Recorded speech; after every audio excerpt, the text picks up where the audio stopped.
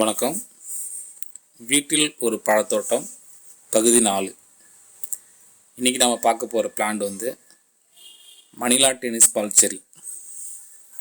செரியிலே ஒரு பெஸ்ட்டான வெரைட்டின்னு சொல்லலாம். நான் கேள்விப்பட்ட வரைக்கும். நான் இன்னும் அதோடய பழங்கள் சாப்பிட்டதில்லை. பழங்களுக்காக நான் வெயிட் பண்ணிகிட்ருக்கேன். இது ஒரு ஏர் லேயரிங் பிளான்ட்டு.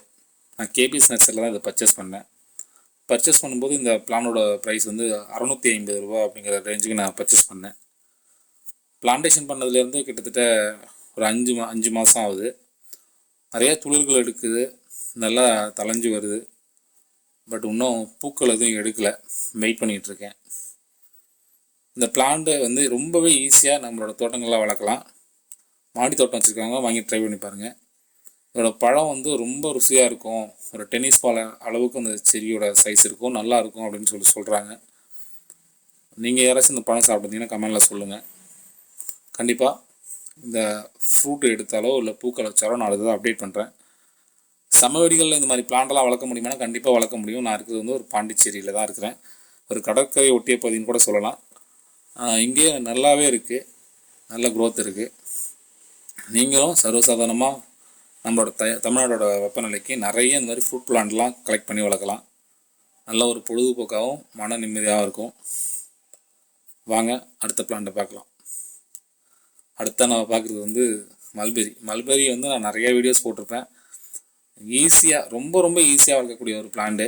இதை பாருங்கள். இந்த பழங்களை பார்க்கும்போது அவ்வளோ சந்தோஷமாக இருக்குது. அதிகமான காய்களோ பழங்களோ இல்லை. க்ரூம் பண்ணி விட்டுருக்கேன்.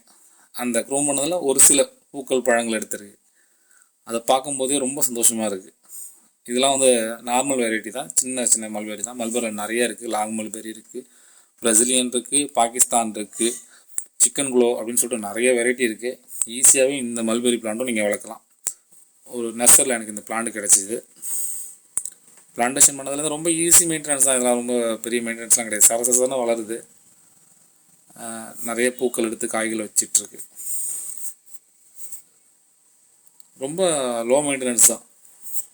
பழங்கள் ரொம்ப சுவையாக இருக்குது. வித்தியாசமான டேஸ்ட். இதுவும் இது மாதிரி வெரைட்டி ஃப்ரூட் சாப்பிடும்போது தான் நமக்கு ஒரு வித்தியாசமான ஃபீல் கிடைக்கும். அதாவது எப்படின்னா இது மாதிரி பழங்கள்லாம் இருக்கா, இது மாதிரி சுவைகள்லாம் இருக்காங்கிறதெல்லாம் வந்து சாப்பிட்டா தான் இதெல்லாம் ஃபீல் பண்ண முடியும். எப்போதும் ஆஸ் யூஷுவல் சாப்பிட்ற பழங்களே சாப்பிடும்போது ரொம்ப பெருசாக நமக்கு இந்த ஒரு டிஃப்ரெண்ட்டும் தெரியாது. மாம்பழம், வாழைப்பழம் இதெல்லாம் நம்மளோட ரொட்டீன் லைஃப்பில் ரெகுலராகவே நம்ம சாப்பிடக்கூடிய ஃப்ரூட்ஸ் தான் எல்லாமே. இது மாதிரி வித்தியாசமான பழங்களை சாப்பிடும்போது தான் அது எப்படி சொல்கிறது, நம்மளை ஒரு வேறு ஒரு உலகத்துக்கே கொண்டு போகும். அது நல்லாயிருக்கும் அந்த ஃபீல். நீங்களும் அது மாதிரி டிஃப்ரெண்ட்டான பழங்கள்லாம் சாப்பிட்டு பாருங்கள். எப்பொழுதுமே பழங்கள் வந்து உடலுக்கு வந்து கெடுதல் கிடையாது. பசங்களுக்கு மாதிரி ஸ்நாக்ஸ் இது மாதிரி வாங்கி தரத்துக்கு இது மாதிரி வித்தியாசமான பழங்களை இந்த மாதிரி பிளான்ட்லாம் வாங்கி உங்கள் வீட்டில் வச்சு வளர்த்து அதில் வர ஃப்ரூட்ஸ் எல்லாம் எடுத்து கொடுத்து பாருங்கள். அதோட எப்படி சொல்கிறது, அதனால் கிடைக்கிற நமக்கு மகிழ்ச்சியே ஒரு அலாதியானது. ட்ரை பண்ணி பாருங்கள். வாங்க நம்ம அடுத்த பிளானை பார்ப்போம். அடுத்து நம்ம பார்க்குறது பர்பிள் ஃபாரஸ்ட் கோவா. பேரே டிஃப்ரெண்ட்டாக இருக்குல்ல. இதுவும் ஒரு கோவா வெரைட்டி தான். இந்த பிளான்ட்டும் நான் கேபிஎஸ் நர்சரியில் தான் பர்ச்சேஸ் பண்ணேன்.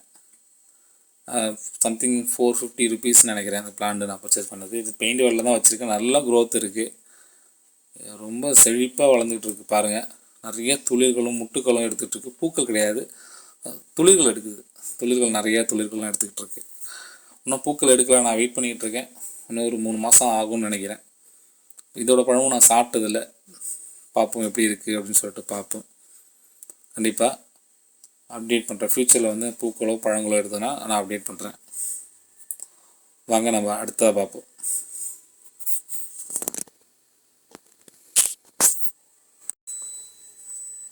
இந்த பிளான்ட் வந்து எல்லோ ஸ்ட்ராபெரி கோவா.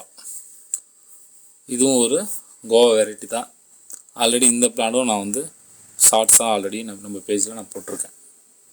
இதில் வந்து ஒரே ஒரு பிஞ்சு எடுத்துருக்கு. இதோட பழமும் நான் ஒன்றும் சாப்பிட்டதில்லை. வெயிட் பண்ணிகிட்டு இருக்கேன். கண்டிப்பாக இந்த பழம் வந்ததுக்கப்புறம் சாப்பிட்டுட்டு அதோட டேஸ்ட் எப்படி இருக்குன்னு நான் அப்டேட் பண்ணுறேன். இது வந்து ரெட் ஸ்ட்ராபெரி கோவாவுக்கும் எல்லோ ஸ்ட்ராபெரி கோவாவுக்கும் கிட்டத்தட்ட பிளான்ட் ஒரே மாதிரி தான் இருக்கும். அதனால் கன்ஃபியூஸ் ஆக வேணாம். இந்த எல்லோ ஸ்ட்ராபெரி கோவாவோட பிளான்டோட லீஃப் மட்டும் கொஞ்சம் பெருசாக இருக்கும். ரெட் ஸ்ட்ராபெரி கோவா பிளான்ட் கொஞ்சம் சின்னதாக இருக்கும். இதுதான் டிஃப்ரெண்ட்டு. பார்த்தாவே உங்களுக்கு வித்தியாசம் தெரியும். ஆனால் கிட்டத்தட்ட வந்து டேஸ்ட் ஒரே மாதிரி தான் இருக்குன்னு சொல்கிறாங்க. இது வந்து லெமன் வித்து ஸ்ட்ராபெரி கோவா இது 3 மிக்ஸ் பண்ணி சாப்பிட்டா எப்படி இருக்கும் அந்த மாதிரி டேஸ்ட் வரும்னு இது சொல்கிறாங்க. இல்லை ரெட் ஸ்ட்ராபெரி கோவா பிளான்ட்டை பொறுத்த வரைக்கும் ரெட் ஸ்ட்ராபெரி கோவா இது மிக்ஸ் பண்ணி சாப்பிட்ற மாதிரி. அடிஷ்னலாக இதில் லெமன் மிக்ஸ் ஆகி வருது, அதில் வித்தவுட் லெமன் அப்படி தான் சொல்கிறாங்க. நான் 2 ஃப்ரூட்டுமே இன்னும் சாப்பிட்டதில்ல, ஆனால் 2 பிளான்ட்டும் வச்சுருக்கிறேன். கண்டிப்பாக ஃப்யூச்சரில் இது பழங்கள் எப்படி இருக்குது அப்படிங்கிறத நான் அப்டேட் பண்ணுறேன். இதுவும் சாதாரணமாக நம்மளோட தோட்டங்களில் வளர்க்கக்கூடிய ஒரு பிளான்ட்டு தான். இந்த பிளான்ட்டும் நான் கேவிஎஸ் நர்சரியில் தான் வாங்கினேன்.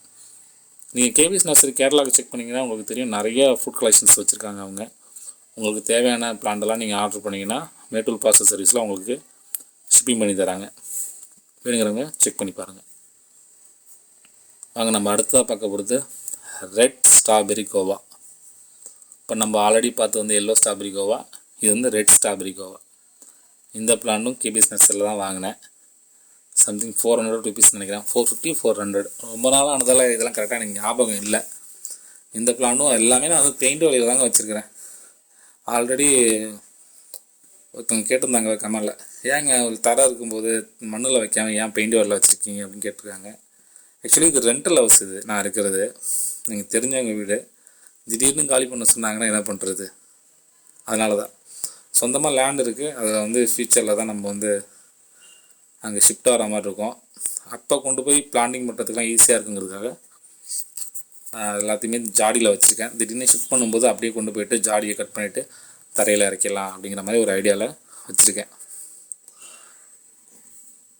பார்ப்போம். இதுவும் இன்னும் ஃப்ரூட்ஸ்லாம் இது எடுக்கலை. எடுத்துச்சுன்னா கண்டிப்பாக ஃப்யூச்சரில் நான் உங்களுக்கு அப்டேட் பண்ணுறேன். மேலும் இது போல் வீடியோக்கள் பார்க்கணுன்னா நம்மளோட சேனலை சப்ஸ்கிரைப் பண்ணுங்கள். உங்களுக்கு ஏதாச்சும் சந்தேகம் இருந்தாலும் கமெண்ட் பண்ணுங்கள். உடனே நான் ரிப்ளை பண்ணாட்டியும் கண்டிப்பாக நான் அதுக்கான ரிப்ளை வந்து அடுத்த வீடியோலையோ அதுக்கு அடுத்த வீடியோலையோ நான் கண்டிப்பாக தருவேன். லைக் பண்ணுங்கள், கமெண்ட் பண்ணுங்கள். தேங்க்யூ.